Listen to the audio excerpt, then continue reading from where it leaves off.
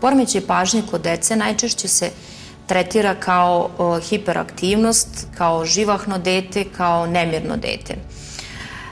Sve su to pojmovi koji mogu da idu uz poremećaj pažnje, ali osnovne osobine i osnovna svojstva poremećaja pažnje jesu u stvari selektivnost pažnje i memorije, rasejanost, impulsivnost i hiperaktivnost.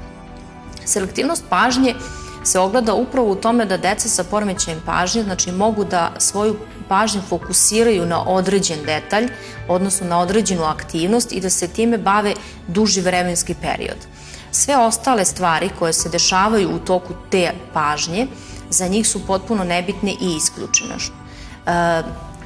Taj hiperfokus je ujedno i jedna od dobrih strana i pozitivnih strana kod hiperaktivne dece i koja se može iskoristiti u kasnijem njihovom razvoju.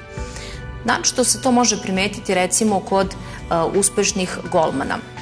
Većina uspešnih golmana su u stvari kao deca bili hiperaktivna deca koja imaju fokus pažnje upravo na loptu kada im dođe na određenu udaljenost. Za sve ostalo njihova pažnja je potpuno isključena. Kako je selektivna pažnja, tako je naravno i selektivna memorija. Memorišu se detalji koji drugim ljudima, odnosno drugoj deci, nisu uopšte bitna. Pamte se detalji koji su sporedni.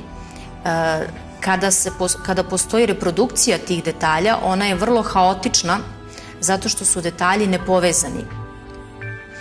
Rasejanost je nešto što se kod dece sa poremećajem pažnje vrlo često javlja i ogleda se u nemogućnosti odvajanja bitnog od nebitnog, u nemogućnosti selekcije sopstvenih aktivnosti. Znači, takva deca započinju niz aktivnosti, a da nijedno ne dovedu do kraja. Sve su im podjednako interesantne i podjednako dosadne. Ključni problem kod dece sa poremećajem pažnje jeste dosada. Znači, dete kojem je dosadno, bilo da je materijal dosadan, bilo da je način na koji se taj materijal prezentuje, ne može mu se usmeriti pažnja.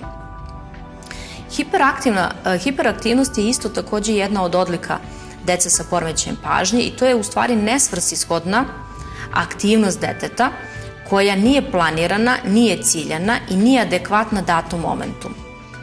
Impulsivnost je nešto što se kod njih javlja, vrlo bliska je radoznalosti i najčešće se za decu koja su živahna kaže da su radoznala, a da u stvari iza te njihove radoznalosti stoji impulsivnost.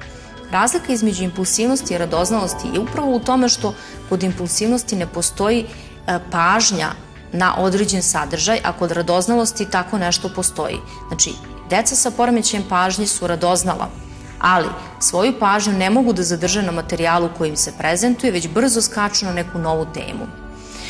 Upravo takva deca imaju i niz drugih problema koji im se javljaju i niz osobina u njihovom funkcionisanju koje se javljaju u toku kasnijeg odrastanja i školovanja. Zato je važno imati u vidu da je njihova pažnja vrlo kratkotrajna, nekoliko sekundi, a kada je u pitanju školski uzrast, njihova pažnja je maksimalna 10 do 15 minuta.